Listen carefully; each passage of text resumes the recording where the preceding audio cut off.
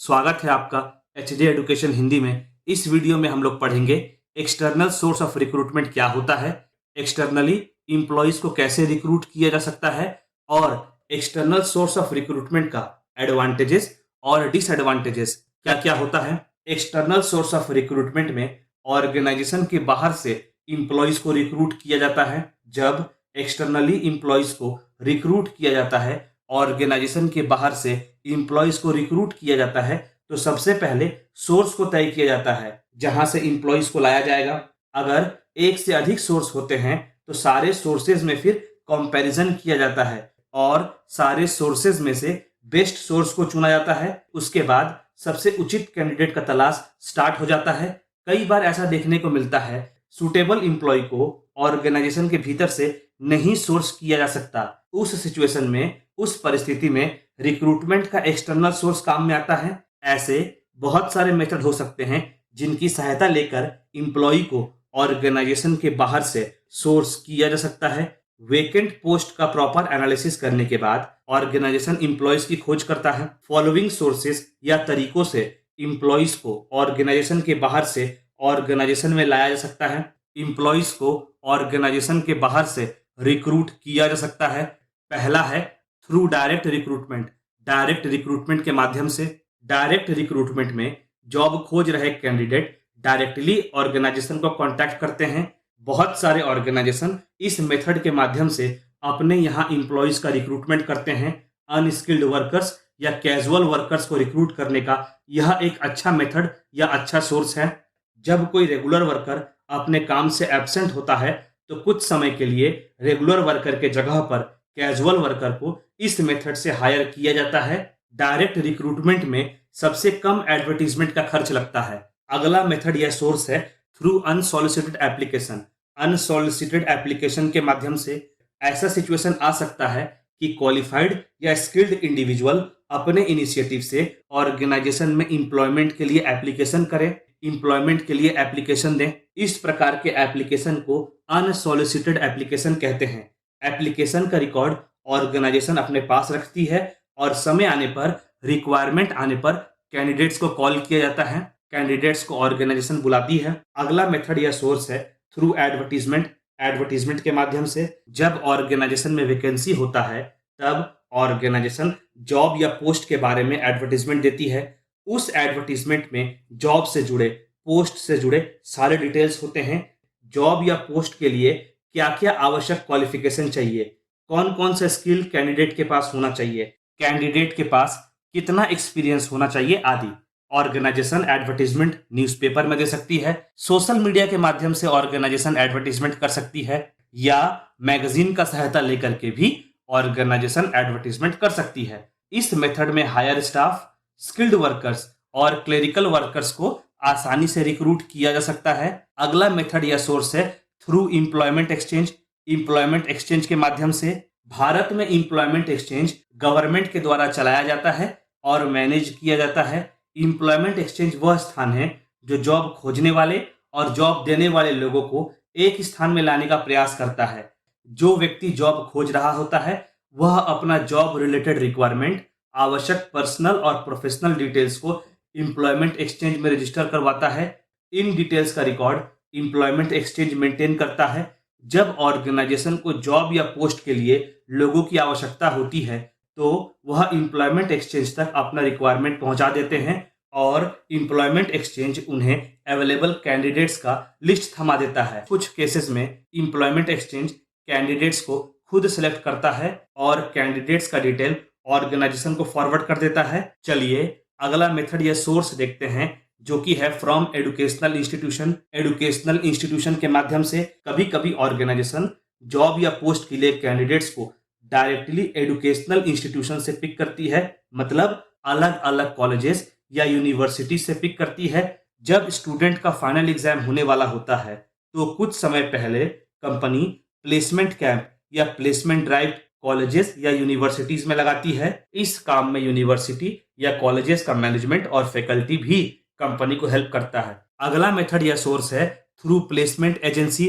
Placement agency के माध्यम से, प्लेसमेंट एजेंसी वह एजेंसीज होते हैं जो ऑर्गेनाइजेशन को उनके रिक्वायरमेंट के हिसाब से प्रोस्पेक्टिव कैंडिडेट्स अरेंज करके देता है। प्रोस्पेक्टिव कैंडिडेट्स का मतलब हुआ ऐसा कैंडिडेट जो जॉब या पोस्ट के लिए सुटेबल होता है।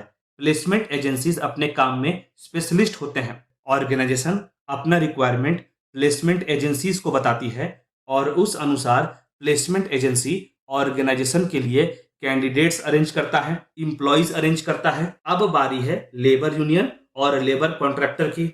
जिस ऑर्गेनाइजेशन में लेबर यूनियन होता है वहां पर लेबर यूनियन भी अपना सजेशंस देता है जब बात आती है इंप्लॉइज को रिक्रूटमेंट करने की। कुछ कंपनीज में लेबर कॉन्ट्रैक्टर भी होते हैं। लेबर कॉन्ट्रैक्टर उस व्यक्ति या एंटिटी को कहेंगे जो ऑर्गेनाइजेशन को काम करने के लिए इंप्लॉइज प्रोवाइड करते हैं और साथ ही साथ यह भी देखते रहते हैं कि जितना इंप्लॉइज की आवश्यकता ऑर्गेनाइजेशन को है उतने इंप्लॉइज ऑर्गेनाइजेशन के पास अवेलेबल रहें। लेबर कॉन्ट्रैक्टर ऑर्गेनाइजेशन का ही पार्ट होता है और इंप्लॉइज के रिक्रूटमेंट में भी लेबर कॉन्ट्रैक्टर अपना योगदान देता है। अब तक हम लोगों ने देखा किन किन मेथड से, किन किन सोर्सेज से एक्सटर्नल रिक्रूटमेंट हो सकता है। चलिए अब जानते हैं एडवांटेजेस क्या क्या होते हैं और डिसएडवांटेजेस क्या क्या होते हैं। स्टार्ट करते हैं एडवांटेजेस से। पहला एडवांटेज है वाइड चॉइस, वाइड वैरायटी। ज्यादा चॉइस और ज्यादा variety. External source of recruitment की सहायता से ऑर्गेनाइजेशन ज्यादा कैंडिडेट से इंटरैक्ट कर सकता है और ऑर्गेनाइजेशन को यह भी मौका मिलता है कि वह अलग अलग वैरायटी के कैंडिडेट्स, अलग अलग तरह के कैंडिडेट से भी डील कर सकता है। इससे ऑर्गेनाइजेशन को सुटेबल इंप्लॉइज मिलने के चांसेस बढ़ जाते हैं और कैंडिडेट के रिस्पेक्ट में ऑर्गेनाइजेशन के पास ज्यादा चॉइसेस अवेलेबल होता है, ज्यादा ऑल्टरनेटिव्स अवेलेबल होता है। दूसरा एडवांटेज है वाइडनिंग द पर्सपेक्टिव, दृष्टिकोण का विस्तार होना। जब ऑर्गेनाइजेशन में नए इंप्लॉइज आते हैं तो वे अपने साथ काम करने का नया दृष्टिकोण, काम करने का नया तरीका लेकर आते हैं। कहने का मतलब हुआ नए इंप्लॉइज का काम करने का तरीका, काम करने का अप्रोच, काम के प्रति एटीट्यूड पुराने इंप्लॉइज से अलग होता है। तो ऑर्गेनाइजेशन का भी नए तरीके और नए अप्रोच से सामना होता है। तो ऑर्गेनाइजेशन में भी काम करने का नया तरीका और काम करने का नया अप्रोच आता है जिससे ऑर्गेनाइजेशन और उसके इंप्लॉइज का काम, वर्क के प्रति पर्सपेक्टिव, नजरिया भी बदलता है और इससे ऑर्गेनाइजेशन में पॉजिटिव चेंज देखने को मिलता है। ऑर्गेनाइजेशन में सकारात्मक बदलाव देखने को मिलता है। अगला एडवांटेज हुआ क्रिएशन ऑफ पॉजिटिव कंपटीशन, सकारात्मक प्रतिस्पर्धा, सकारात्मक कंपटीशन का निर्माण होना। जब एक्सटर्नल रिक्रूटमेंट से नए इंप्लॉइज ऑर्गेनाइजेशन में आते हैं तो पुराने इंप्लॉइज और नए इंप्लॉइज में एक पॉजिटिव कंपटीशन देखने को मिलता है। इसी पॉजिटिव कंपटीशन के वजह से ऑर्गेनाइजेशन में काम का स्टैंडर्ड इंप्रूव होता है, काम का स्टैंडर्ड बढ़ता है और इतना ही नहीं, इंप्लॉइज का ओवरऑल एफिशिएंसी भी इंक्रीज होता है।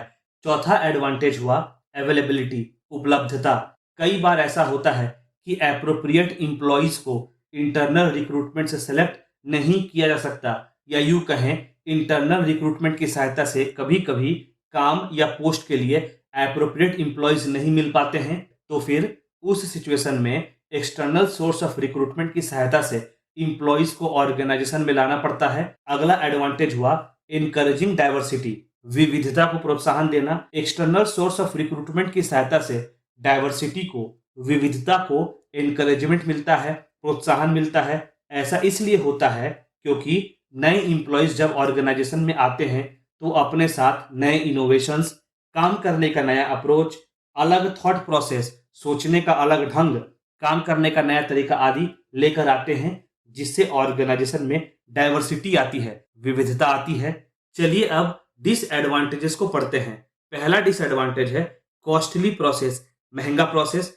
जब इंप्लॉइज को ऑर्गेनाइजेशन के बाहर से लाया जाता है तब ऑर्गेनाइजेशन को ज्यादा कॉस्ट इनकर करना पड़ता है, ज्यादा खर्च करना पड़ता है क्योंकि एक्सटर्नल सोर्स ऑफ रिक्रूटमेंट में एडवर्टीजमेंट भी करना होता है और ऑर्गेनाइजेशन को एडवर्टीजमेंट पे भी खर्च करना होता है। दूसरा डिसएडवांटेज हुआ टाइम कंज्यूमिंग प्रोसेस, समय लेने वाला प्रक्रिया।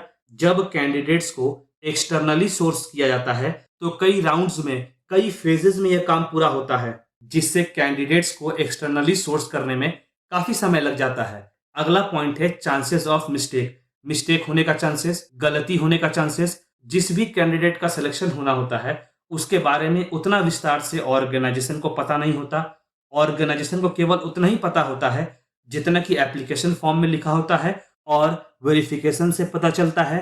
इससे ऑर्गेनाइजेशन इंप्लॉय के एक्चुअल बिहेवियर के बारे में पूरी तरह से नहीं जान पाती, जिससे होता यह है कि गलत कैंडिडेट के सिलेक्शन के चांसेस बढ़ जाते हैं। अगला पॉइंट है एडजस्टमेंट इशू।